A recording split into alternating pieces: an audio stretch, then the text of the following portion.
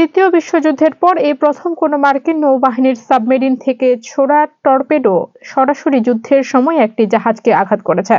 হামলায় ইরানের frigate IRIS দিনা ডুবে যায়। ঘটনাটি ঘটেছে ভারত মহাসাগরে শ্রীলঙ্কার কাছাকাছি এলাকায়। মার্কিন নৌবাহিনীর ইতিহাস অনুযায়ী শেষবার কোনো মার্কিন সাবমেরিন শত্রু জাহাজে টর্পেডো নিক্ষেপ করেছিল দ্বিতীয় বিশ্বযুদ্ধের শেষ দিন।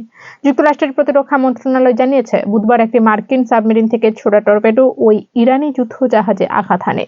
তবে কোন সাবমেরিন থেকে হামলাটি চালানো হয়েছে তা এখনো প্রকাশ করা হয়নি। পরে পেন্টাগন একটি ভিডিও প্রকাশ করে, যেখানে দেখা যায় একটি টর্পেডো জাহাজটির পেছনের অংশে নিচে বিস্ফোরিত হচ্ছে। বিস্ফোরণের ফলে বিপুল পরিমাণ পানি শূন্যে উঠে যায় এবং জাহাজ ভেঙে যায়। শ্রীলঙ্কায় কর্মকর্তারা জানান, ডুবে যাওয়া জাহাজটি থেকে ৩৫ জন ইরানি নাবিককে উদ্ধার করা হয়েছে। ধারণা করা হচ্ছে জাহাজটিতে মোট প্রায় ১৮০ জন নাবিক ছিলেন।